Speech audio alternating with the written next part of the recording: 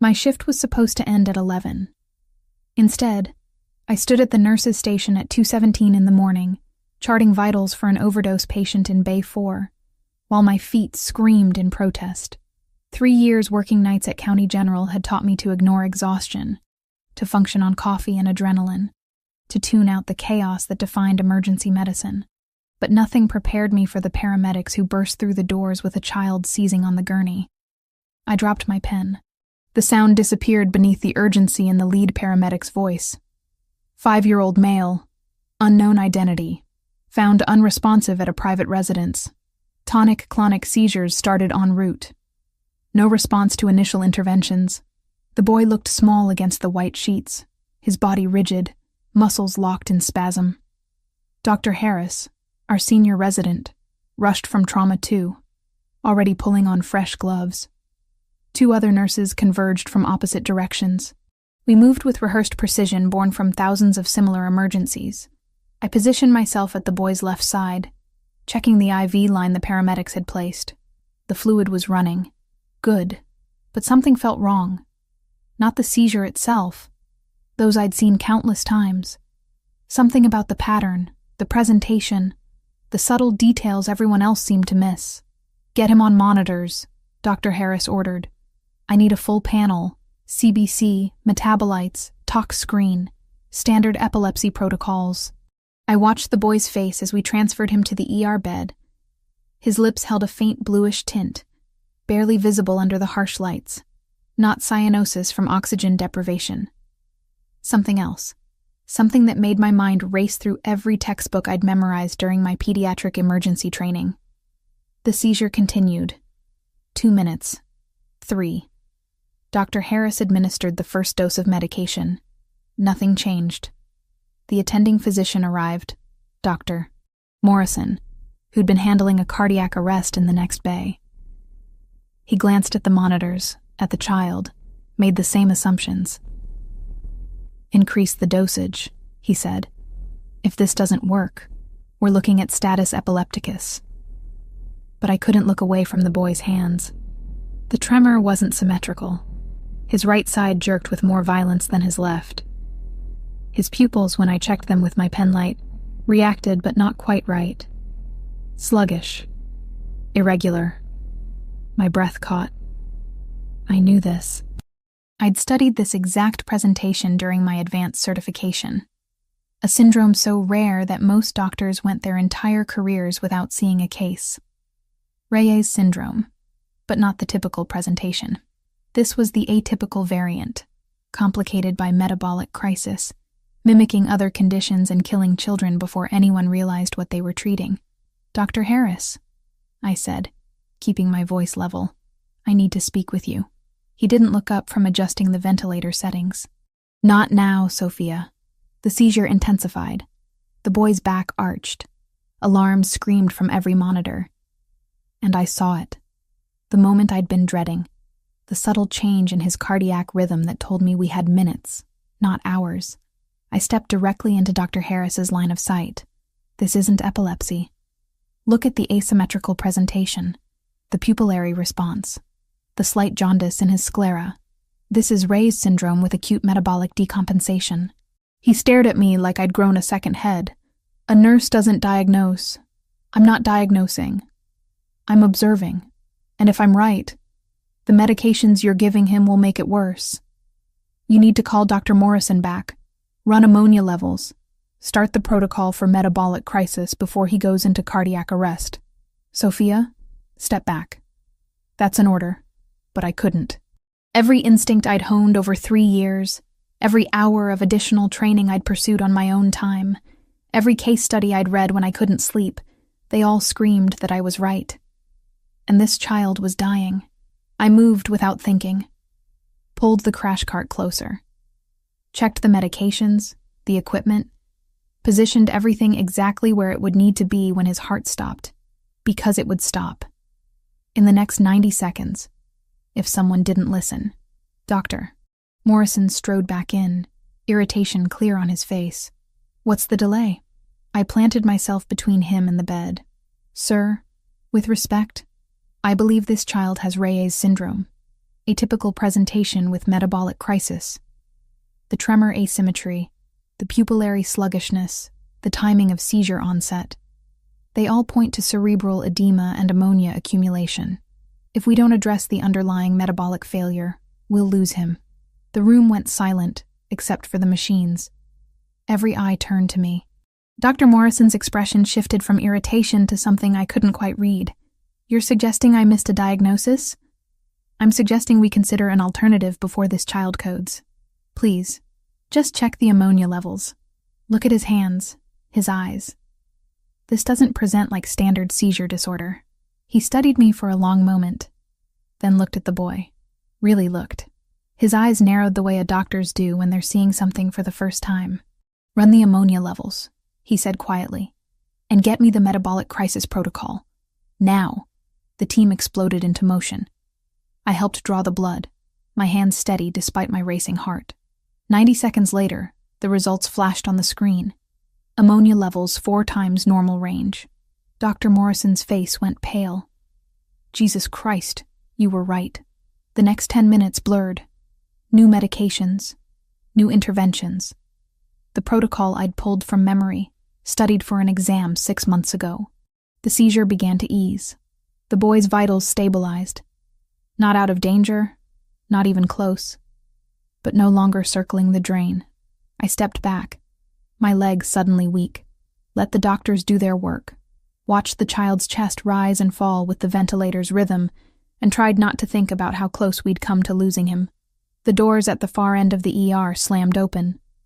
I looked up, still catching my breath, and felt the air change. 6 men in dark suits walked in, moving with purpose that made security freeze in place. But it was the man in the center who made everything stop. Tall, maybe 6'2", with black hair shot through with silver at the temples. An Armani suit that probably cost more than I made in 3 months. Eyes, dark brown and intense, swept the ER like he was cataloging threats. A faint scar cut through his right eyebrow. He looked like violence in an expensive package. "Where is my son?" His voice cut through the chaos. Low, controlled, but underneath, something that made my survival instincts wake up. Dr. Morrison moved to intercept him, hands raised in a placating gesture. "Sir, you can't be back here. If you're family, we need you to wait in the consultation room while we stabilize the patient." The man's eyes found the boy, found me standing beside the bed. His gaze locked on mine with an intensity that made my breath catch. "That's Leonardo. And I'm not waiting anywhere." The security guards moved forward. The 6 suited men shifted, hands moving to their jackets. The tension ratcheted so high I could taste it.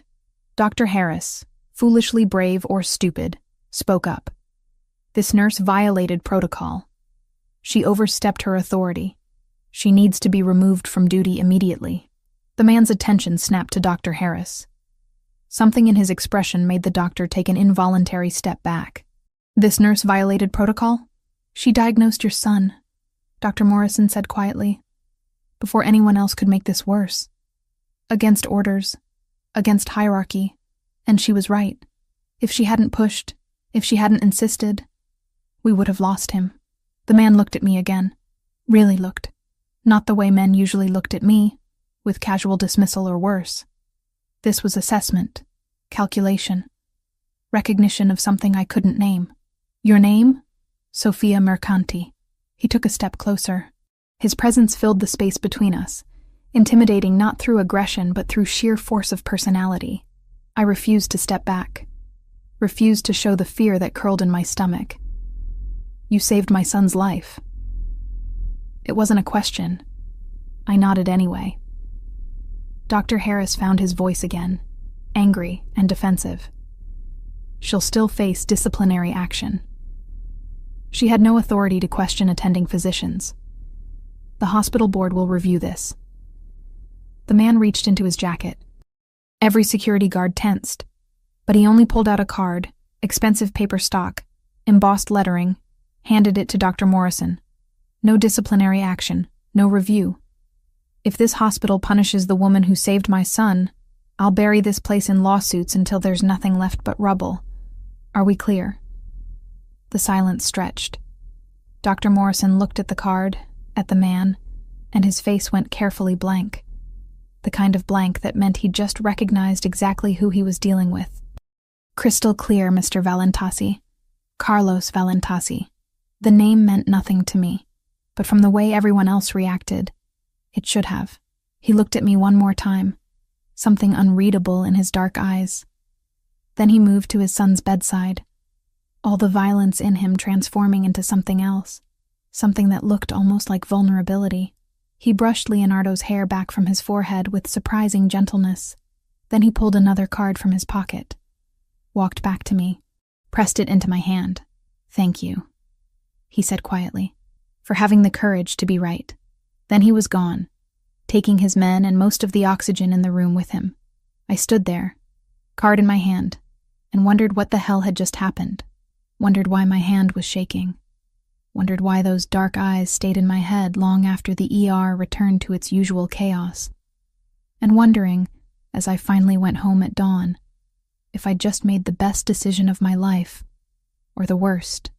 3 days after the ER incident, I sat in a conference room that smelled of stale coffee and disinfectant, facing a disciplinary board that looked at me like I'd committed murder instead of saving a child's life.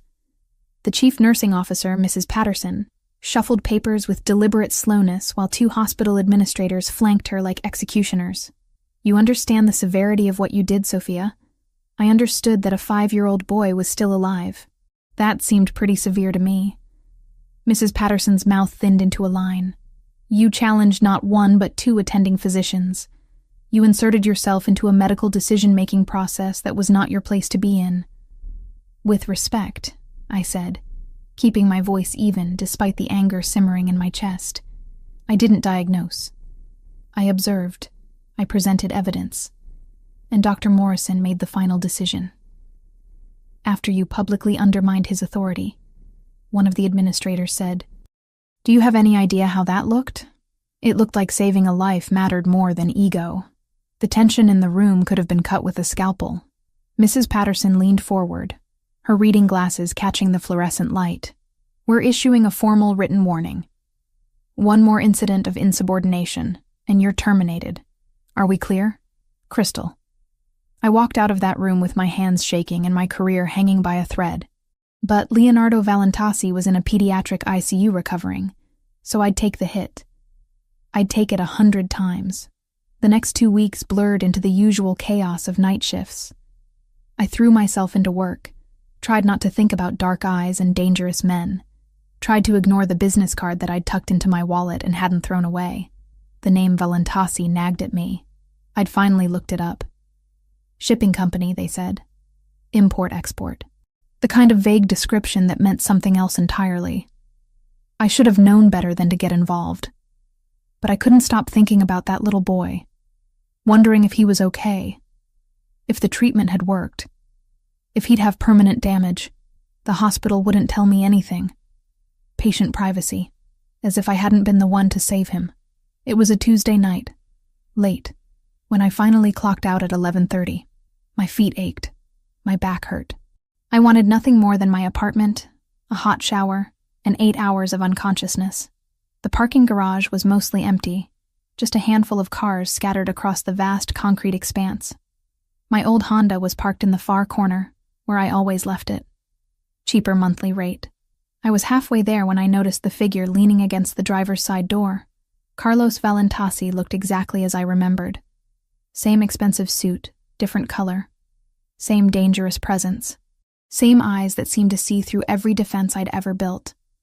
My heart kicked into overdrive. I stopped 10 feet away, keys clutched in my hand like a weapon. "Mr. Valentasi." "Sophia." He straightened, hands in his pockets, non-threatening posture. But there was nothing non-threatening about a man like him. "I hope you don't mind me waiting. I wanted to speak with you." At nearly midnight in a parking garage? His mouth quirked. Not my smoothest approach. "But you're difficult to reach through official channels. Because I'm a nurse and you're—" I gestured vaguely, not sure how to finish that sentence without insulting him. "Because the hospital has protocols," he finished for me. "And I don't like protocols that get in my way." I should have been scared. Part of me was. but a larger part was curious and probably stupid. What do you want? To thank you properly and to make you an offer. I've already been thanked, and I don't need anything. Leonardo is being discharged tomorrow, he said, and something in his voice changed, softened. He's stabilized, but the doctors say the next 6 months are critical. He has a genetic condition that makes him vulnerable to these episodes. They could happen again. I'm sorry, I said, and I meant it, but I don't understand what that has to do with me. He took a step closer. I watched him, tense, ready to run if I needed to. He needs specialized care. A nurse who understands his condition, who can recognize the warning signs, who has the knowledge and the courage to act when doctors miss things. Someone like you. You want to hire me? I want to hire you to be Leonardo's private nurse for the next 6 months. Live-in position at my estate. Salary 10 times what you make here. The number he named made my breath catch. That was enough to pay off my mother's medical bills. Enough to actually save something. Enough to change everything. But there was always a catch. Why me? I asked carefully. There are private nurses with more experience. People who specialize in pediatric care. Because you saved his life when no one else could. Because you have instincts that can't be taught. Because when you were right, you didn't back down even when it cost you. He pulled an envelope from his jacket, handed it to me. I opened it with shaking hands. Contract. Legal. Detailed. And that salary, right there in black and white. I can't, I said, even though every practical part of my brain screamed at me to take it. I don't know you. And the name Valentasi, I know what it means. His eyes darkened. What do you think it means? It means you're not in the shipping business. Not really. Smart, he said quietly. And honest. I appreciate both. Yes, Sophia. My family has interests that aren't entirely legal. But my son is just a 5-year-old boy who almost died because no one else was paying attention. That's all this is about. I wanted to believe him. God, I wanted to take that money and that job and convince myself it was just about helping a sick child. But I'd seen enough crime dramas, heard enough stories. I need to think about it. Fair enough. He reached into his pocket again, pulled out another card. Different from the first. This one had a number handwritten on it. Call me when you decide. But Sophia, don't take too long. Leonardo needs you. He walked away then, disappearing into the shadows of the parking garage, leaving me standing there with a contract that could save my life or destroy it. I went home. Didn't sleep. Stared at the contract until the words blurred. Called my best friend Camila at 6 a.m. You're insane if you take this, she said immediately. You know who he is, right? Carlos Valentasi. His family runs half the port operations in the city. Not exactly clean business. I know. Then why are you even considering it? Because a child needs help. Because I can actually make a difference. Because I trailed off, not sure how to explain the rest. Because he got under your skin, Camilla finished for me. I could hear the worry in her voice. Soph, be careful. Men like that, they're dangerous in ways that have nothing to do with business. She was right. I knew she was right. But 2 days later, I found myself at the private hospital where Leonardo had been transferred. I told myself I just wanted to see how he was doing, that I owed myself that much before I made a decision. The nurse's station directed me to room 412. I knocked softly. A small voice answered. Come in. Leonardo was sitting up in bed, coloring in a book. He looked so much better than the last time I'd seen him. Color in his cheeks. Bright eyes. Alive. He looked up when I entered, and his face split into the sweetest smile. You're the nurse who helped me. Papa said you saved me. My throat tightened. How are you feeling? Better. The doctors say I can go home tomorrow. I'm excited but also scared. What if I get sick again? I sat down in the chair beside his bed. That's why you're going to have someone watching over you. Someone who knows exactly what to look for. Are you going to be my nurse? I don't know yet, I said honestly. Would you want me to be? He nodded vigorously. You seem nice. And Papa trusts you. He doesn't trust many people. Smart kid. Too smart, maybe. I'll think about it, okay? He smiled again, then went back to his coloring. I watched him for a few more minutes, this little boy with dark curls and his father's eyes, and felt something in my chest crack open. When I left the hospital, I pulled out my phone, dialed the number Carlos had given me. He answered on the second ring. Sophia, I have conditions, I said before I could change my mind. 6-month contract, like you said, but I make all medical decisions regarding Leonardo. I have complete autonomy there, and I want it in writing that I can leave if I feel unsafe or uncomfortable at any time. Agreed. Just like that? Just like that. When can you start? I need 2 weeks to give notice at the hospital. 1 week. I'll make it worth their while to let you go early. Of course he would. Probably buy the whole hospital if he wanted. 1 week, I repeated. And Mr. Valentasi, if you're lying to me, if this is anything other than caring for your son, I will walk out and I will go to the police. Are we clear? Crystal clear, he said. And I could hear something like respect in his voice. I'll have my lawyers send over the revised contract today. He hung up. I stood there in the hospital parking lot, midday sun beating down on me, and wondered what the hell I'd just agreed to. Camilla's voice echoed in my head. Men like that, they're dangerous. But so was I, apparently. Dangerous enough to walk straight into the fire. I just hoped I wouldn't get burned. 3 weeks after the night I'd nearly lost a child in the ER, I stood at the iron gates of the Valentasi estate with 2 suitcases and growing certainty that I'd made either the best or worst decision of my life. The gates opened silently, smooth mechanics that probably cost more than my annual salary. A black SUV waited beyond them. The driver who emerged looked like he could break me in half without trying. Miss Mercanti, I'm Adriano Sassolini, head of security. Mr. Valentasi asked me to bring you to the residence. Security. Right. Because normal people needed heads of security. The drive through the property took 5 minutes. 5 minutes of manicured gardens, fountains, and enough land that I lost sight of the main road entirely. When the mansion came into view, my breath caught despite myself. 3 stories of stone and glass, balconies overlooking grounds that stretched into the distance. This wasn't wealth. This was power. Adriano carried my bags like they weighed nothing, led me through doors that probably cost more than my car, through a foyer with marble floors and a chandelier that belonged in a museum. My sneakers squeaked against the stone. I felt profoundly out of place. The medical wing is on the 2nd floor, east side, Adriano said. You'll have a bedroom suite adjacent to Leonardo's room. Everything you requested has been set up. Thank you. He studied me with dark eyes that missed nothing. Leonardo is a good kid. Deserves someone who gives a damn. I plan to. Good. Because if you hurt him, Mr. Valentasi won't have to do anything. I will.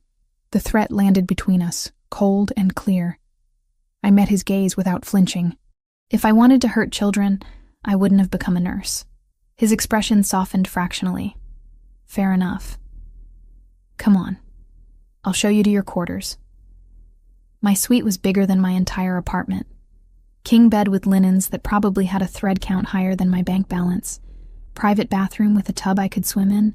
A sitting area with medical equipment already installed. Monitors, oxygen, emergency supplies, everything I'd listed. And through a connecting door, Leonardo's room. I knocked before entering. Found him sitting cross-legged on his bed. Same coloring book from the hospital. Tongue poking out in concentration as he filled in a dinosaur with careful precision. He looked up, and his face split into that heartbreaking smile. You came. I promised I would, didn't I? Papa said you might change your mind, that sometimes people say things but don't mean them. Well, I meant it. How are you feeling? Good. A little tired. They made me do tests all morning. I pulled up a chair beside his bed, already falling into assessment mode. Let me take a look at you, okay? Just a quick check. He submitted to my examination with the patience of a child who'd spent too much time in hospitals. Vitals stable, color good, pupils reactive, no signs of distress. But there was wariness in his eyes, guardedness that no 5-year-old should have. You're doing great, I said, ruffling his dark curls. But if you start feeling strange, anything at all, you tell me immediately. Deal? Deal. The door opened. Carlos Valentasi stood in the threshold, and the air pressure in the room changed. He wore a dark suit, no tie, top button undone. Even casual, he radiated control. Sophia. Welcome. Mr. Valentasi. Carlos. He corrected. If we're living under the same roof, formality seems excessive. Leonardo jumped off the bed, ran to his father with uncomplicated affection. Papa! Sophia says I'm doing great. Carlos caught him, lifted him easily, but I saw it. The way he held Leonardo like he was afraid the boy might shatter. The way his eyes scanned his son for any sign of illness. This was a man who'd already lost too much. That's good news, Carlos said, setting Leonardo back down. Why don't you finish your coloring while Sophia and I talk? Leonardo returned to his bed obediently. Too obediently. Carlos gestured for me to follow him into the hallway. He closed the door behind us, leaving enough space for privacy but not so far that we couldn't respond if Leonardo needed us. I leaned against the wall, suddenly exhausted. Thank you for coming, Carlos said quietly. I know this isn't conventional. That's one word for it. His mouth quirked. You don't pull punches. Would you want me to? No. He studied me with those dark eyes, and I felt exposed. Leonardo hasn't smiled like that since his mother died. You're good for him already. The words landed with weight. I pushed off the wall. You haven't mentioned her. His mother, Juliana. Carlos's expression shuddered. She died 2 years ago. Car bomb. Wrong place, wrong time, wrong life. I'm sorry. So am I. He looked away, jaw tight. Leonardo was 3. He remembers enough to know she's gone. Not enough to understand why. And I pulled away. Couldn't handle the grief and the fear. So I became what I needed to be for the business and forgot how to be what he needed. And what did he need? A father, not a ghost. The honesty cut through me. I wasn't prepared for this vulnerability from a man who should have been all hard edges. You can change that, I said softly. It's not too late. Maybe. He met my eyes again. That's partly why you're here. Not just for medical care. Leonardo needs someone who sees him as a child. Not a liability or an heir. Someone who'll read him stories and make him laugh and let him be 5 years old. That wasn't in my job description. Consider it a bonus clause. I shook my head, but I was smiling despite myself. You're used to getting what you want, aren't you? Usually. He stepped closer, and my pulse kicked up. But you're not someone who can be bought or intimidated. I respect that more than you know. The air between us felt charged, dangerous. I stepped back, re-establishing distance. I should get settled in. Leonardo needs dinner and his evening medications. Of course. Carlos retreated as well, that shuttered expression returning. Dinner is at 7. I'd like you to join us. Is that a request or an order? With you? Always a request. He left before I could respond, leaving me standing in that hallway wondering what I'd gotten myself into. The next few days established a rhythm. Mornings were Leonardo's therapies, gentle exercises to rebuild strength. Afternoons were rest and play, coloring books and stories and laughter. Evenings were dinner with Carlos, who watched his son with hungry eyes but maintained careful distance. I learned things in those quiet hours. Learned that Leonardo was brilliant, reading above his grade level, asking questions that made me scramble for answers. Learned that he loved dinosaurs and hated peas and wanted a dog, but his father said it wasn't safe. Learned that he missed his mother with grief that snuck up on him unexpectedly. And I learned about the house itself, the security cameras everywhere, the guards who changed shifts with military precision, the staff who spoke in careful voices and never asked questions, Adriano's constant presence, always watching. This was a fortress disguised as a home. One evening, a week into my tenure, I found Leonardo crying quietly in his bed. When I asked what was wrong, he just shook his head. So I sat beside him, pulled him close, and started humming. A simple melody, nothing special, just something my grandmother used to sing when I was scared. Leonardo's sobs quieted. That's pretty. What is it? An old Italian lullaby. My nonna taught it to me. Can you teach it to me? So I did. singing softly in a language I barely remembered, letting the words wrap around us like comfort. Leonardo's breathing evened out, his small body relaxing against mine. I didn't hear Carlos enter. Didn't see him standing in the doorway until I'd finished and looked up. His expression was raw, unguarded, devastated. He turned and left before I could speak. Later, much later, after Leonardo was deeply asleep, I heard movement in the hallway. Found Carlos sitting on the floor outside Leonardo's door, head in his hands. I sat down beside him. Didn't say anything. Just waited. Juliana used to sing that song, he said finally, voice rough. I haven't heard it in 2 years. I'm sorry. I didn't know. Don't apologize. He looked at me, and in the dim light, he looked younger, vulnerable. I'd forgotten how it sounded. Forgotten that Leonardo needed that kind of comfort. I've been so busy keeping him alive, I forgot to let him live. You're trying now. That counts. Does it? His laugh was bitter. I'm 38 years old, and a 27-year-old nurse has to teach me how to be a father. I'm not teaching you. I'm just here, doing what needs to be done. He was quiet for a long moment. Then, so softly I almost missed it. Thank you. For being here. For caring about him. It's my job. No. His eyes held mine. This is more than a job. You see him. Really see him. That's not something money can buy. The intensity of his gaze made my breath catch. I looked away first, standing with an excuse about checking equipment, but I felt his eyes on me as I retreated to my room. And I felt something shift between us. Something that scared me more than any threat Adriano could make. Because Carlos Valentasi was dangerous, yes, but not in the way I'd expected. He was dangerous because underneath the power and violence and control, he was just a man trying to save his son. Just a father, drowning in grief and fear. And I was already starting to care about both of them, far more than was safe. I lay in bed that night, listening to Leonardo's soft breathing through the monitoring system, and wondered how I'd protect my heart when this was over. Wondered if it was already too late. 5 weeks into my time at the Valentasi estate, Leonardo's latest blood work came back perfect. The metabolic markers were stable, the ammonia levels normal, his system functioning the way it should. I watched him racing across the back lawn chasing a butterfly, and my chest tightened with something that felt dangerously close to pride. Sophie, he called, his new nickname for me slipping out naturally. Come see. I jogged over, laughing as he pointed excitedly at a monarch perched on a rose bush.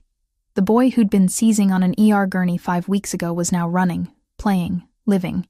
Medical miracle or not, I'd take it. Carlos appeared on the terrace, coffee in hand, watching his son with an expression that had shifted over the weeks. The careful distance had shortened. He'd started reading bedtime stories again, started eating breakfast with Leonardo instead of disappearing into his office before dawn, started being present, and maybe that was the most dangerous thing of all. Because watching Carlos Valentasi transform from a ghost into a father made him more real, more human, more impossible to resist. He's doing remarkably well, Carlos said as I joined him on the terrace. Thanks to you.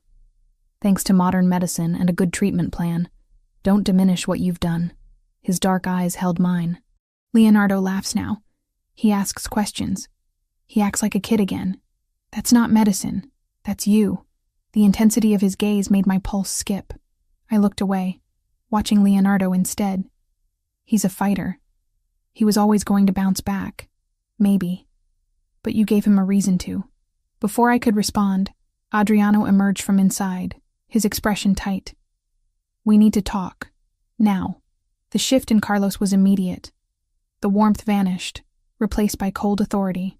I'll be right back, he said to me, then followed Adriano inside. I stayed with Leonardo, playing in the garden until lunch, but something felt off.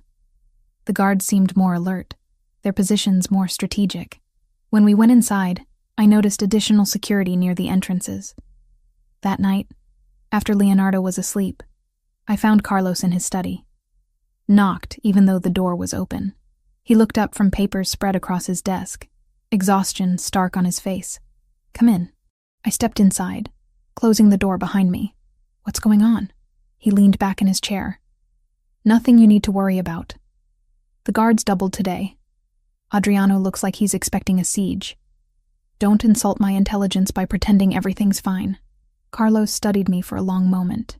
Then he gestured to the chair across from him. Sit. I sat. We've had surveillance on the property, he said carefully. Unidentified vehicles, cameras positioned in places they shouldn't be. Someone's watching the estate. Who? Best guess? The Bratva. Russian organized crime. We've had territorial disputes over port operations for months. It's been escalating. My stomach dropped. Are we in danger? Is Leonardo in danger? I won't let anything happen to either of you. His voice was steel, but I need to leave tomorrow. Meeting with our allies, trying to establish a stronger position before this turns into open war. How long? 3 days, maybe 4. Adriano will be here with enhanced security. You'll be safe, but you won't be. The words hung between us. Carlos's expression softened fractionally. I've been doing this a long time, Sophia. I know how to handle myself. That's not an answer. No, it's not. He stood, walked around the desk, stopped close enough that I could feel the heat of him. But it's the only one I can give you. I should have stepped back, should have maintained professional distance. Instead, I stood as well, closing the space between us. This is insane. The whole situation. Living in a fortress, armed guards everywhere, you disappearing to handle territorial disputes like it's normal. It's my life. Always has been. Well, it's terrifying. And I hate that Leonardo has to grow up in it. And I hate that you think this is just how things have to be. What would you have me do? Walk away? The business doesn't work like that. Once you're in until someone puts you in the ground. Then get out. I grabbed his arm, surprising both of us. You said you wanted to be a better father. How can you do that if you're dead? You think I haven't thought about that? His voice was rough. Every day I think about it. Every time I look at Leonardo and see Juliana's eyes, I think about walking away, taking him somewhere safe, starting over. But it's not that simple. Why not? Because the moment I show weakness, the moment I try to leave, they'll come for us. For him. The only thing keeping Leonardo safe is my power, my reputation. If I walk away, I'm just a man with a vulnerable son. Easy target. The logic was brutal, and probably true. I released his arm, stepping back. I'm sorry. I don't understand your world. I just know I care about that little boy upstairs. You care about him. What about me? The question caught me off guard. I looked up, found Carlos watching me with an intensity that stole my breath. What? Do you care about me, Sophia? Or am I just the dangerous father who comes with the job? I should have lied. Should have kept it professional, but the truth came out anyway. I care. More than I should. More than is smart or safe. Show me. What? Show me that you care. It was reckless. It was stupid. It crossed every line I'd been trying to maintain. But when Carlos stepped closer, when his hand came up to cup my face, when his eyes searched mine for permission, I gave it. The kiss started gentle, questioning, but within seconds it transformed into something desperate, urgent. 2 people who'd been circling each other for weeks finally giving in. His hands tangled in my hair. Mine gripped his shoulders. And for those few minutes there was no danger, no business, no complications. Just this. He pulled back first, resting his forehead against mine. This is a terrible idea. The worst. I don't want to stop. Me neither. But we should. For Leonardo, if nothing else. He deserves stability. Not his father getting involved with his nurse. I know. Neither of us moved. When I leave tomorrow, Carlos said quietly, promise me you'll be careful. Listen to Adriano. Stay inside unless he clears it. Keep Leonardo close. I promise. He kissed me again, softer this time. Then he stepped back, putting necessary distance between us. You should go. Before I forget why this is a bad idea. I left. Went back to my room, lay in bed staring at the ceiling while my lips still burned from his kiss, and my heart raced with equal parts desire and terror. The next morning, Leonardo had a nightmare. I was in his room before I'd fully woken, checking him over, calming him down. Carlos appeared moments later, still in pajama pants, concern etched across his face. "Papa," Leonardo whimpered, reaching for his father. Carlos gathered him up, held him close. "I'm here, mio filio. You're safe." I stepped back, giving them space, watched father and son together, and felt my heart crack open wider. Carlos's eyes found mine over Leonardo's head. The look we shared was loaded with everything we couldn't say. Later, after Leonardo had calmed and gone back to sleep, after Carlos had showered and dressed in his armor of expensive suits, he found me in the medical room organizing supplies. He closed the door, pulled me close, kissed me like it might be the last time. "Come back safe," I whispered against his lips. "Always." He touched my face, traced my cheekbone with his thumb. "Take care of him. Take care of yourself." Then he was gone. I watched from Leonardo's window as he left with a convoy of black SUVs, and tried not to think about all the ways this could go wrong. Tried not to think about how much it would hurt if he didn't come back. Adriano found me later that afternoon. "We need to talk about protocols. If anything happens, you take Leonardo to the safe room. You know where it is? The one in the sublevel." "Yes." "Good. Don't leave for any reason until I give the all clear. No matter what you hear. Leonardo's safety is everything." "Understood?" "Understood." He nodded, started to leave, then paused. "He cares about you, Carlos. I've known him 20 years, and I've never seen him look at anyone the way he looks at you. That doesn't change anything." "Doesn't it?" Adriano's expression was unreadable. "Maybe it changes everything." He left before I could respond. I stood in the empty hallway, touching my lips where Carlos had kissed me hours before, and wondered if Adriano was right. Wondered if love could be enough when the whole world was determined to tear you apart. That night I couldn't sleep. Checked on Leonardo 3 times, paced my room, finally gave up and went to the kitchen for tea. The house felt too large, too empty without Carlos's presence filling the spaces.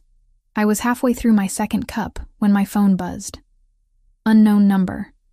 I almost didn't answer, but something made me pick up. Sophia.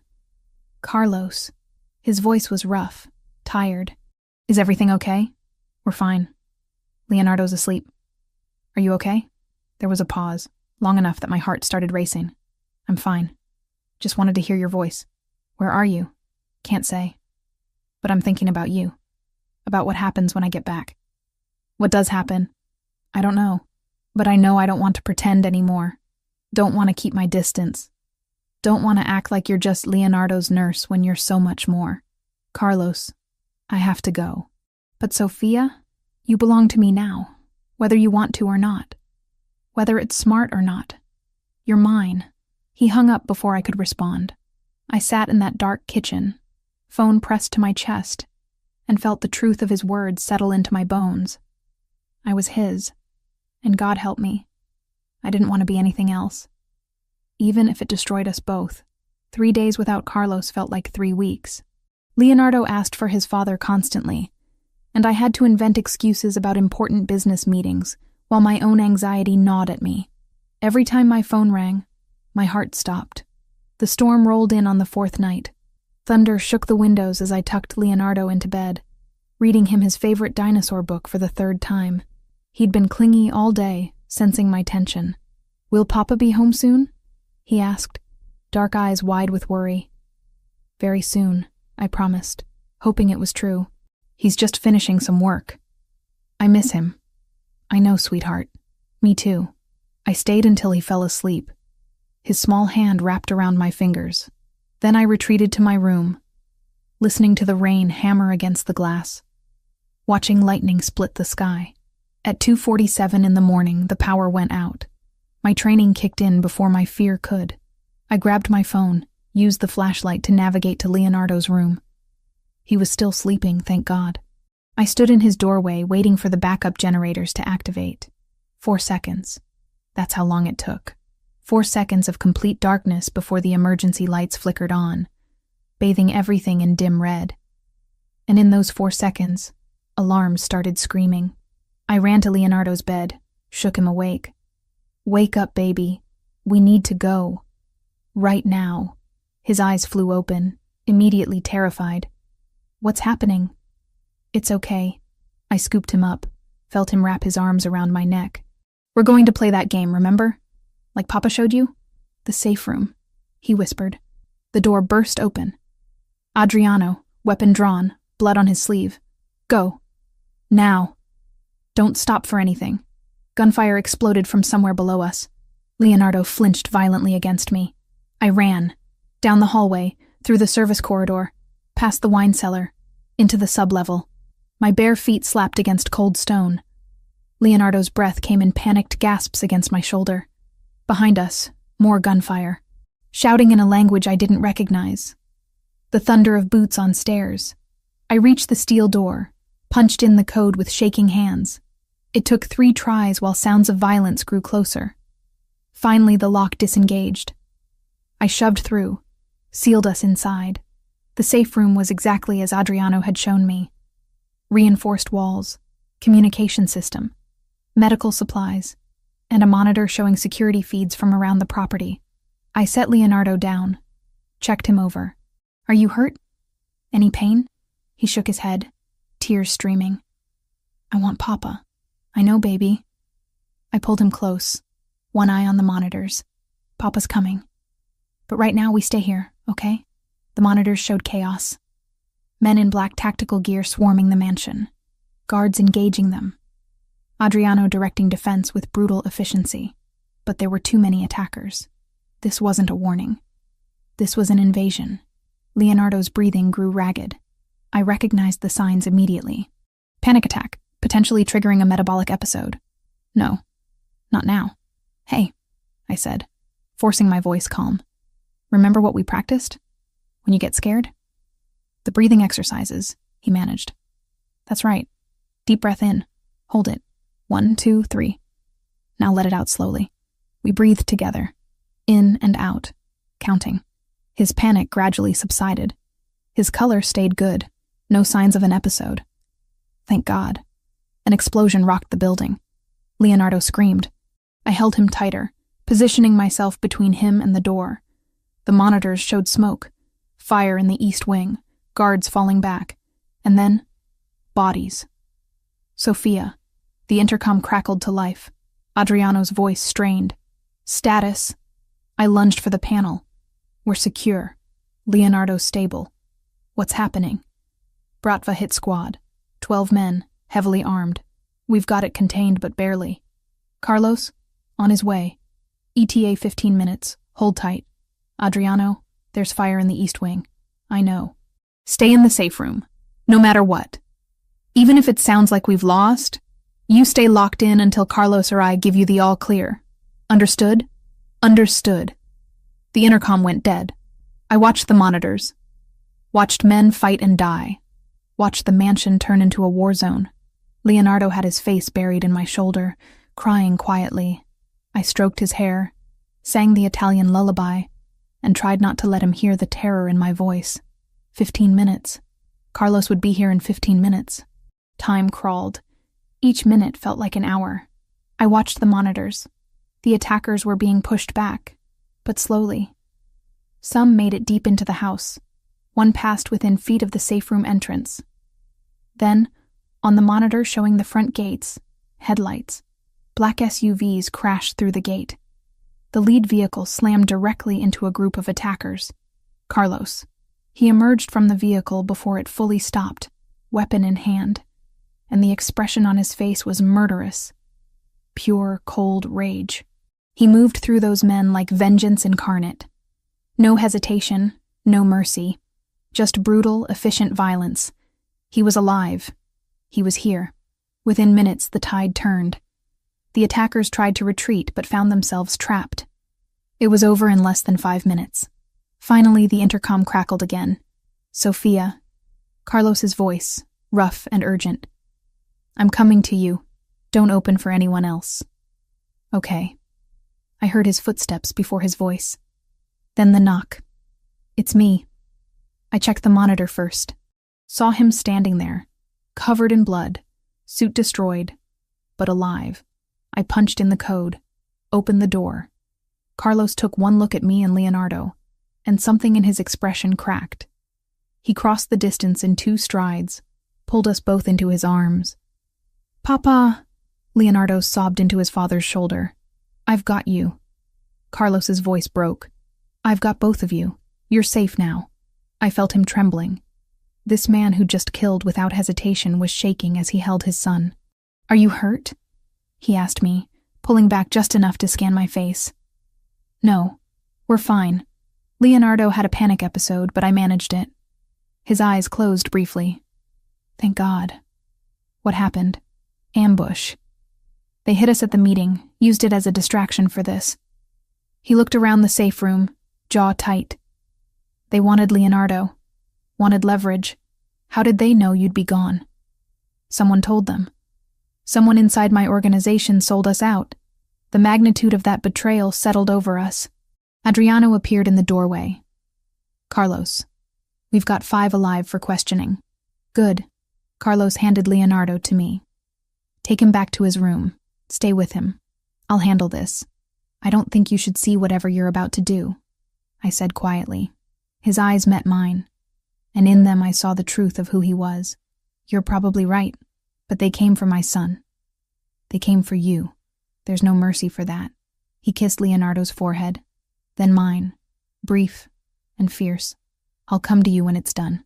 Then he was gone, and I was left with a terrified child in my arms, and the knowledge that somewhere in this mansion, Carlos was doing things I didn't want to imagine.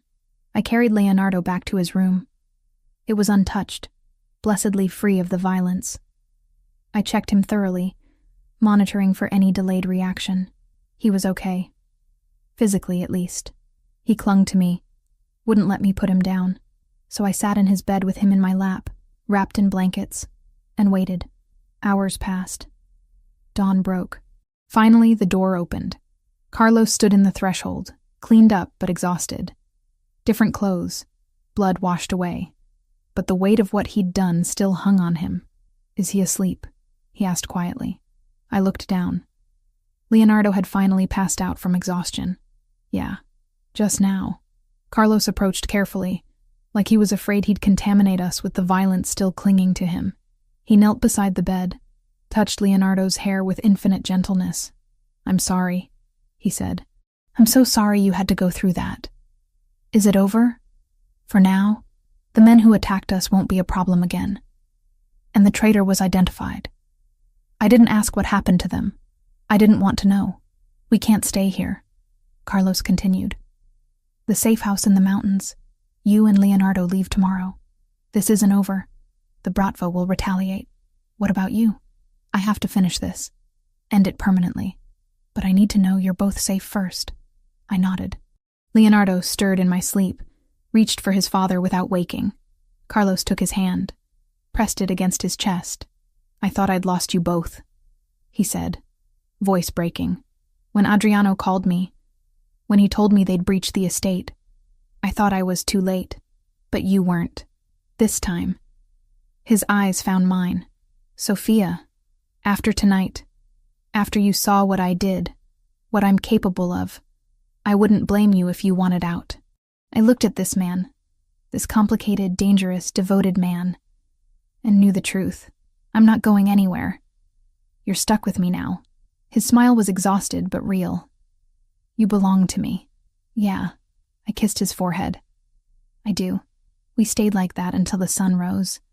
The 3 of us together, survivors of a night that should have destroyed us but somehow made us stronger. And I knew, as I watched Carlos hold his son, that there was no going back. I'd chosen this life.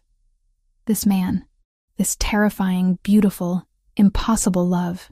Now I just had to survive it. Dawn broke over a mansion that looked like a war zone. Bullet holes pockmarked the walls. Windows were shattered. Blood stained the marble floors. I stood in Leonardo's doorway, watching Carlos orchestrate the cleanup with cold efficiency while his son slept, mercifully oblivious to the carnage. The reality of what had happened settled over me like ice water. We'd almost died. Leonardo had almost been taken, and the only thing standing between us and that fate was Carlos's willingness to be more violent than anyone else. Sophia. Carlos appeared beside me, his hand gentle on my lower back. "We need to talk." I followed him to his study, the only room that seemed untouched by last night's violence. He closed the door, poured himself 2 fingers of whiskey despite the early hour, then turned to face me.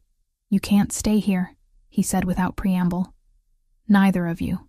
The Bratva will retaliate, and next time they might succeed. Where would we go? I have a property in the mountains, off the grid, known only to my inner circle. You and Leonardo will go there today. Adriana will take you. What about you? I have to end this." His jaw tightened. The attack last night was orchestrated by the Bratva, but funded by someone else. Someone who wants me weak. I need to find out who and eliminate the threat permanently. How long? However long it takes. The thought of being separated from him, especially now, made my chest ache. But the thought of Leonardo in danger was worse. "Okay, we'll go." Carlos set down his glass, crossed to where I stood, pulled me close. "I'm sorry. For all of this. You didn't sign up for war. I signed up for Leonardo. Everything else comes with the package. You could leave. Take your money, walk away, be safe." "Could I?" I looked up at him, because I don't think my heart would let me anymore. His kiss was desperate, claiming. When he pulled back, his forehead rested against mine. "You're mine, Sophia. After this is over, after everyone who threatened my family is dead, I'm never letting you go. You understand?" "Yeah, I do." "Good. Now go pack. Light. We move in an hour." The mountain house was nothing like the estate. It was smaller, more intimate, built into the hillside with panoramic views of wilderness in every direction. Security was invisible but present. Cameras, sensors, armed men positioned in strategic locations. Home for the foreseeable future. Leonardo adjusted quickly, as children do. He had me, he had his toys, he had video calls with his father twice a day. That was enough. For a 5-year-old anyway. For me, it was torture. Days bled into each other. I maintained Leonardo's medical routine, played endless games of dinosaurs, read until my voice went hoarse. But every night, I lay awake wondering where Carlos was, what he was doing, if he was safe. Camilla called on the 3rd day. I took it outside, away from Leonardo's ears. "You're all over the news," she said without preamble. Not by name, but there was an incident at the Valentasi estate. Deaths. Lots of them. "I'm fine. We're fine." "Soph, what are you doing? This isn't just dating a dangerous man anymore. This is active warfare." "I know. Then come home. Bring Leonardo. Come home and let me help you disappear." "I can't. Can't or won't. Both." I closed my eyes. "Cam, I love him. I love them both. I can't walk away. Even if it gets you killed?" Even then. She was quiet for a long moment, then softer. "Okay, but if you need me, if you need anything, you call. Promise me." "I promise." After I hung up, I cried. For the life I'd left behind. For the innocence I'd lost. For the woman I'd been before Carlos Valentasi walked into that ER and changed everything. But I didn't regret it. Not for a second. A week into our mountain exile, Adriano pulled me aside after dinner. "We have a problem." My stomach dropped. "What kind of problem?" The investigation into the attack revealed something. He paused, choosing his words carefully. The mole wasn't just anyone. It was Carlos's accountant. Mid-level guy. Access to schedules, movements, patterns. The Bratva paid him for information. Was? Carlos handled it personally. I didn't need details. What's the problem then? The accountant had been talking for months. Sold information about Leonardo's condition, your arrival, the routine. Everything. The Bratva knows exactly how vulnerable Leonardo is. They were planning to take him, force Carlos to surrender territory in exchange. Oh God. They won't stop. Not until they get what they want or we eliminate them completely. Carlos is working on the latter, but it's complicated. The Bratva has protection, connections, power. How complicated? He's meeting with them. Neutral ground, mediated by the Cosa Nostra. Either they negotiate territory or this turns into open war. When? Tomorrow night. The fear that gripped me was physical. Adriano, that's a trap. You know it's a trap, probably, but it's also the only way forward. Carlos knows the risk. I wanted to scream, wanted to demand he call it off, stay hidden, choose safety. But I knew Carlos. Knew he'd never hide while his family was threatened. He'd walk into hell itself if it meant ending the threat. Keep Leonardo safe, Adriano said. Whatever happens, whatever you hear, he's the priority. I know. That night I held my phone until midnight, waiting for Carlos's call.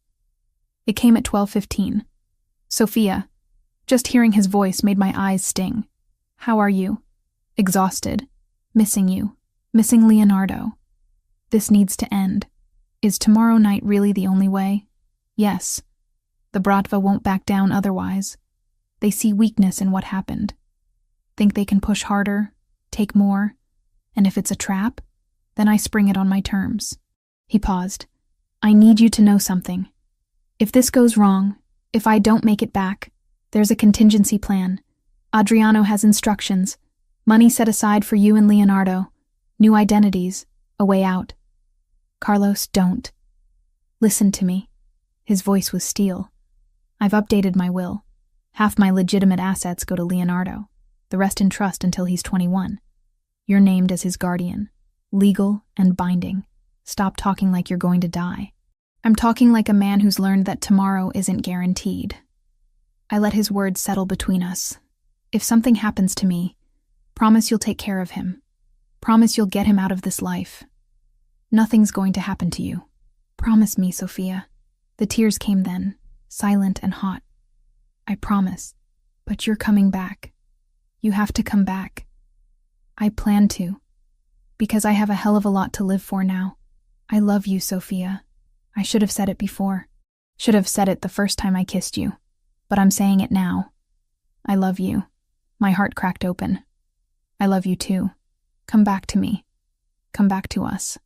Always. He hung up. I sat in that dark bedroom, phone clutched to my chest, and prayed to a God I wasn't sure I believed in anymore. Please. Let him come home. Let him be okay. Let us have a chance at this impossible life. The next day crawled. Leonardo sensed my anxiety, growing clingy and quiet. I read him stories, made his favorite lunch, anything to distract us both, but all I could think about was Carlos walking into that meeting. Adriano found me in the kitchen after Leonardo went down for his nap. Carlos wants you to see something. He handed me a tablet.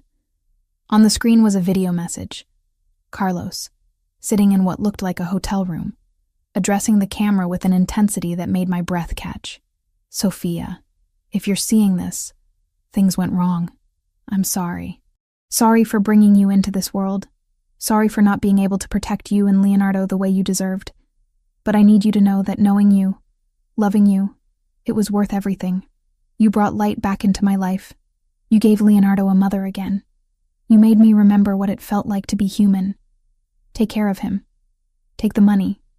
Take the new life Adriano will give you. And get as far from this world as possible. Let Leonardo grow up normal, safe, happy. That's all I want. And Sophia, don't mourn me too long. Live. That's what I want for you. A life full of joy and peace and everything I couldn't give you. I love you. Always. The video ended. I stared at the blank screen, tears streaming down my face. He recorded that this morning, Adriano said quietly. Just in case. He's not dying, I said fiercely. He's coming back. I hope you're right. That night, I couldn't sleep. Paced the living room while Adriano sat stone-faced in the corner, monitoring communications, waiting for news. Any news. It came at 11:37. Adriano's phone rang. He answered, listened, his expression giving nothing away. Then he looked at me. It's done. Carlos is alive. The relief nearly took me to my knees. Is he hurt? Some. But he's alive and the threat's been neutralized. We're clear. When can we see him? He's coming here. Should arrive in a few hours. I waited up. Watched the sun rise over the mountains. Watched the black SUVs wind up the long driveway. Watched Carlos emerge from the lead vehicle, favoring his left side but standing. Then I was running. Met him halfway. Threw myself into his arms despite the wince it caused. "You're alive. You came back. Told you I would." His arms tightened around me. Always. Leonardo appeared in the doorway, sleep-rumpled and confused. "Papa?" Carlos released me, dropped to one knee despite the obvious pain. Leonardo ran to him, and I watched father and son hold each other. And I knew, standing in that mountain morning, that we'd survived. The attack, the separation, the war, whatever came next, we'd face it together, all three of us. A family forged in violence but held together by something stronger. Love. 4 weeks in the mountain house, and I'd almost forgotten what normalcy felt like. Carlos visited when he could, 3 times so far, each visit more precious than the last.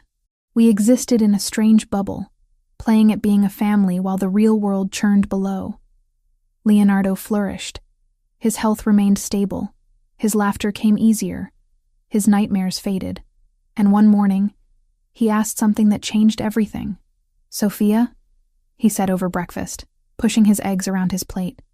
"Can I ask you something?" "Of course, baby. Are you going to be my new mama?" My breath caught. I looked to Carlos, who'd arrived late last night. His eyes held mine, waiting. "Would you want that?" I asked carefully. "Yes." Leonardo's voice was small but certain. "I love you. Papa loves you. We could be a real family." I reached across the table, took his small hand. "We already are a real family, sweetheart. But would you? Stay with us? Forever?" "Forever's a long time," I said, smiling despite the tears in my eyes. "But yeah, I'd like that very much." Carlos watched with an expression I'd never seen before. Hope. Pure, unguarded hope. Later, after Leonardo went down for his nap, Carlos found me on the deck. The view was spectacular, all pine forests and distant mountains. He wrapped his arms around me from behind. "You meant that? About forever?" I did. "Good. Because I'm not letting you go. After this is over, I'm making this official. Ring, wedding, everything. Is that a proposal? It's a statement of intent." His lips brushed my neck. "The proposal will be better. More romantic." I laughed, turned in his arms. "I love you. I love you too. More than I thought I could love anyone after Juliana." We stood wrapped in each other until Adriano's voice shattered the moment. "Carlos. Emergency call. It's about the Bratva situation." Carlos's expression hardened instantly. "Stay with Leonardo." He disappeared inside. I followed at a distance, heard his side of the conversation. "What do you mean they're pushing back?" "We had an agreement." Silence. "When? Where?" His voice went cold. "That's suicide. They know it's a trap." Another pause. "I don't have a choice. If I don't show, they'll interpret it as weakness." He hung up, turned to find me in the doorway. "The Bratva leadership wants another meeting. Different location." "It's a trap," I said immediately. "Probably. But if I don't go, the tentative peace collapses. We'll be back to open warfare. Then send someone else. Send Adriano. It has to be me." Power is maintained through presence, through never backing down, through showing strength even when you know it's dangerous. Even if it gets you killed. Especially then. I wanted to scream. But I understood. This was who he was. What his world demanded. "When do you leave?" "Tomorrow." That night, Leonardo sensed something wrong. He clung to Carlos during dinner. Carlos's patience never wavered, assuring his son over and over that he'd be back soon. After Leonardo finally fell asleep, Carlos came to my room. We didn't talk. Just held each other. Made love like it might be the last time. "Come back to me," I whispered as dawn approached. Always.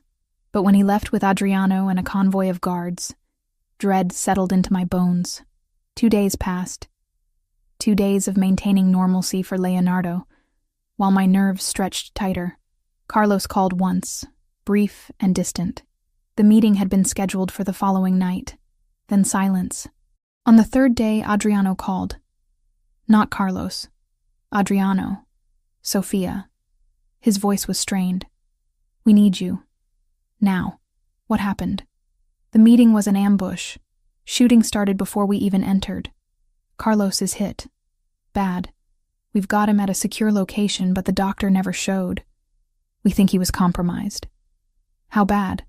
Gunshot wound, lower abdomen, heavy bleeding. He's conscious but deteriorating. We need medical intervention now or we'll lose him. The world tilted. Send me the location. I'm coming. No. Carlos's orders were explicit. You stay with Leonardo, then Carlos dies. I kept my voice level. I'm a trauma nurse, Adriano. I've handled gunshot wounds.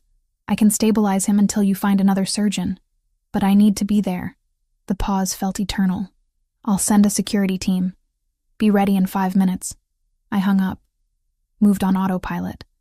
Wrote everything down for the guard staying with Leonardo. Then I went to wake him. Leonardo. I knelt beside his bed. Baby, Papa got hurt. He needs my help, so I have to go for a little while. Is Papa going to die? Not if I can help it. But I need you to be brave. Stay with the guards. I'll be back as soon as I can. With Papa? With Papa. He threw his arms around my neck. I love you, Mama. The word hit me like a physical blow. He'd never called me that before. I held him tighter. I love you too, baby. So much. The ride took 40 minutes. A warehouse in an industrial district surrounded by Carlos's men. Inside was chaos. They had Carlos on a makeshift operating table, his shirt cut away, blood everywhere. Too much blood. I pushed past everyone. Moved. Carlos's eyes found mine, glazed with pain. You shouldn't be here. Shut up. I assessed the wound quickly. Entry wound in lower left abdomen. No exit wound. You're an idiot for going to that meeting. Noted. His attempt at a smile became a grimace. I turned to the men surrounding us. I need supplies, IV fluids, antibiotics, surgical kit, clean towels, oxygen. Move, they scrambled. Adriano appeared at my elbow. What do you need? A surgeon. I can stabilize him, control the bleeding, but I can't remove the bullet safely. The surgeon we had is dead, killed before he could get here. Then find another one, fast. I started an IV line, hands steady despite my terror. Carlos, stay with me. Don't you dare die. Trying not to. I worked systematically, controlled the bleeding with direct pressure, administered antibiotics, set up oxygen, monitored his vitals. Every skill I'd learned in 3 years of ER nursing came flooding back. Sophia, Carlos's hand found mine. If I don't make it, you're making it. I won't accept any other outcome. But if I don't, his eyes held mine. Take care of Leonardo. Get him out of this life. I promise. Now stop talking and conserve your energy. Adriano returned. I found someone. Dr. Sarah Chen, trauma surgeon. She's 30 minutes out. Carlos needs surgery now. She's the best we've got. Can you keep him alive for 30 minutes? I have to. Those 30 minutes were the longest of my life. I monitored every breath, every heartbeat, adjusted fluids, talked to Carlos constantly, forcing him to stay conscious, to keep fighting. When Dr. Chen finally arrived, professional and efficient, relief nearly took me to my knees. Fill me in, she said, already assessing Carlos. I gave her everything. Vitals, interventions, time since injury. She nodded, already prepping. You did good work. He's stable enough for me to operate, but I need you to assist. I can do that. The surgery took 2 hours. 2 hours of handing instruments, monitoring vitals, watching Dr. Chen work with steady hands to remove the bullet and repair the damage. The warehouse wasn't sterile. The conditions were far from ideal, but we made it work. When it was finally done, when the wound was closed and Carlos's vitals had stabilized, Dr. Chen stripped off her gloves. He'll need hospital care. Real hospital care. But he should survive. Thank you. She studied me. You love him. It wasn't a question. Yes. Good. He needs someone worth surviving for. Carlos woke 6 hours later, groggy but alive. The first thing he did was find my hand. You saved me. We saved you. I brushed hair back from his forehead. Leonardo? Safe. Waiting for us. His smile was weak but real. Told you I'd come back. You almost didn't. Almost doesn't count. He squeezed my hand. I love you, Sophia. I should have said it more. But I'm saying it now, and I'll keep saying it for however long you'll let me. My tears finally came. I love you too. So much it terrifies me. Good. Fear means you have something worth losing. We stayed in that warehouse for 2 more days, until Carlos was strong enough to travel. Then back to the mountains. Back to Leonardo. Back to the life we were building. And when Leonardo ran to his father, careful of his injuries but desperate to hold him, when Carlos pulled us both close and held us like we were his entire world, I knew we'd survived the worst. Everything else was just living. 3 weeks of recovery in the mountain house. 3 weeks of watching Carlos heal, of Leonardo's cautious attention to his father, of rebuilding what had almost been destroyed. But beneath the surface, wheels were turning. Adriano appeared one morning while Carlos was doing physical therapy, his movements still careful around the healing wound. We need to talk. Both of you. We gathered in Carlos's office. Adriano spread files across the desk, photographs of men I didn't recognize, documents in Russian. After the ambush, after Carlos was shot, we didn't just sit idle. His expression was grim. We retaliated. Hard. 3 of the Bratva's top lieutenants, including Viktor Belov, were eliminated within 48 hours. You went to war without me, Carlos said, but there was approval in his voice. You were dying in a warehouse. Someone had to act. Adriano leaned forward. The remaining Bratva leadership reached out. They want peace. Real peace this time. The other Italian families intervened, threatened to cut them off completely if they didn't negotiate in good faith. What are the terms? We keep the port operations. They get compensated with territory in the northern district, away from our core interests. Neutral mediators enforce the agreement. And most importantly, they acknowledge that the ambush was unsanctioned, carried out by Belov acting alone. Convenient story. Convenient, but functional. The alternative is mutual destruction. They know it. We know it. Everyone knows it. Carlos studied the documents. And this is guaranteed. As much as anything in our world can be. The Cosa Nostra vouches for it. They have too much invested in city stability to let this continue. Then we accept. Carlos looked at me. It's over, Sophia. Really over. I wanted to believe him. Wanted to accept that we could finally have peace. But I'd learned too much about his world to trust easy answers. The next day, Carlos made a decision that shocked everyone. I'm stepping back, he announced to his assembled lieutenants in a video call. Adriano will take over day-to-day operations. I'll remain as head of the family, make major decisions, but I'm not running the streets anymore. The silence was deafening. Adriano spoke first. Carlos, are you sure? I almost died. I almost left my son without a father. Again. Carlos's voice was steel. I'm not doing that anymore. Leonardo deserves a father who's present, not one who's constantly 1 bullet away from a grave. And Sophia deserves better than constantly waiting to hear if I'm coming home in a body bag. After the call ended, Carlos found me in Leonardo's room, where I was organizing his medications. He leaned against the doorframe, watching. You meant that? I asked. About stepping back? Every word. I've been running on rage and duty since Juliana died. But you and Leonardo, you gave me something to live for instead of just survive. I'm not wasting that. What will you do? Be a father. Be your husband, if you'll have me. Run the business from a distance. Let Adriano handle the violence. He crossed to where I stood, pulled a small box from his pocket. This isn't how I planned it. I had this whole romantic scenario worked out. Sunset, champagne, perfectly rehearsed speech. But I've learned that tomorrow isn't guaranteed. He opened the box. An emerald ring, surrounded by diamonds, caught the light. Marry me, Sophia. Make this family official. Let me spend whatever time I have left showing you that you made the right choice walking into my world. My hands were shaking. Yes. God. Yes. He slipped the ring onto my finger. kissed me like we had all the time in the world. Leonardo burst through the door moments later, saw the ring, and started jumping up and down. "Does this mean Sophia's really my mama now?" "Really and truly," Carlos said, pulling his son into our embrace. Best day ever. Months passed. Months of normalcy that felt surreal after everything. We moved back to the main estate, now fully repaired and refortified. Carlos kept his promise, working from home, delegating the dangerous work to Adriano. Leonardo started kindergarten with careful security, but as much normalcy as possible. And we planned a wedding. Camilla flew in a week before, took one look at me, and burst into tears. "You're really doing this." "I really am. He better be worth it." "He is." I showed her the ring. "He really is." She pulled me into a hug.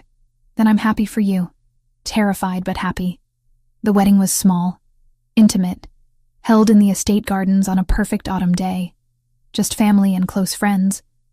Adriano stood as Carlos's best man, Camilla as my maid of honor, and Leonardo, 6 years old and impossibly serious, as ring-bearer. Carlos wore a dark suit that probably cost more than most people's cars. I wore a simple dress, ivory silk that flowed in the breeze. Nothing extravagant. Nothing that screamed Mafia wedding. Just two people committing to a life together. When it came time for vows, Carlos took my hands. "Sofia Mercanti, you walked into my life in the middle of my darkest moment. You saved my son. You saved me. You took a man who'd forgotten how to feel anything but rage and reminded him what it meant to love, to hope, to want more than just revenge and survival. I promise to be worthy of that gift. I promise to protect you, cherish you, and love you for every day I have left. You are my light in the darkness, my peace in the chaos, and the best decision I never knew I was making. My turn. I'd written vows, rehearsed them, but when the moment came, different words emerged. Carlos Valentasi, you terrified me from the first moment I saw you. This dangerous, powerful man who looked at me like I was the only person in the world. You challenged everything I thought I knew about myself, about what I wanted, about what I was capable of surviving. And you gave me a family when I'd given up on having one. A little boy who calls me Mama. A life that's complicated and messy, and sometimes terrifying, but never boring and never empty. I promise to stand beside you, to protect what we've built, and to love you even when the world tries to tear us apart. You're mine, and I'm yours, and nothing changes that. The officiant pronounced us married. Carlos kissed me while everyone applauded. Leonardo cheered loud enough to be heard in the next county. And for that perfect moment, everything was exactly right. The reception was beautiful. Dinner under string lights. Dancing that lasted until midnight. Adriano gave a speech that somehow managed to be both threatening and heartfelt, warning me that I was now family and under his protection whether I liked it or not. Camilla cornered Carlos during the dancing. I watched from across the garden as they talked, saw her point at him with clear warning, saw him nod with respect. "What did she say?" I asked when he returned to my side. "That if I hurt you, she'll make sure I regret it in ways the Bratva never managed." I laughed. "She means it." "I know. I respect that." He pulled me close for another dance. "You have good people in your corner. So do you. We're lucky then." We are. Later. Much later. After Leonardo had been carried to bed by an exhausted but happy Adriano. After the guests had left and the estate had quieted, Carlos and I stood on our bedroom balcony overlooking the grounds. "Happy?" he asked, arms around me from behind. "Happier than I ever thought possible." "Good, because I intend to spend the rest of my life keeping it that way."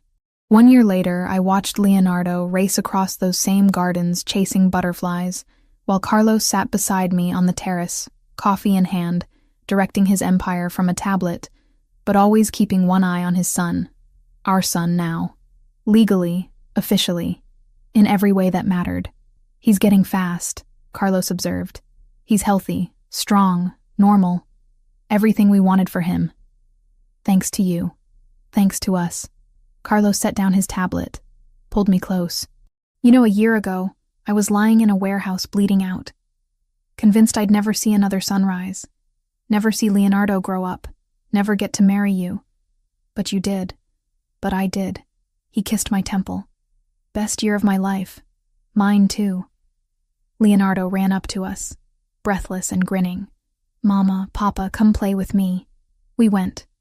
Left the coffee and the tablet and the weight of the empire behind.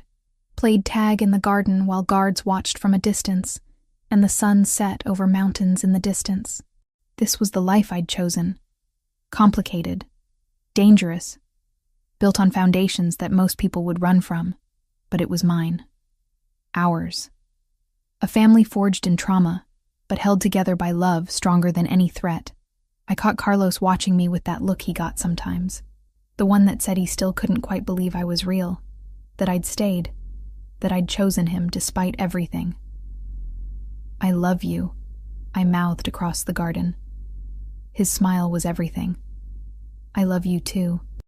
Leonardo tackled his father, and they went down in a heap of laughter.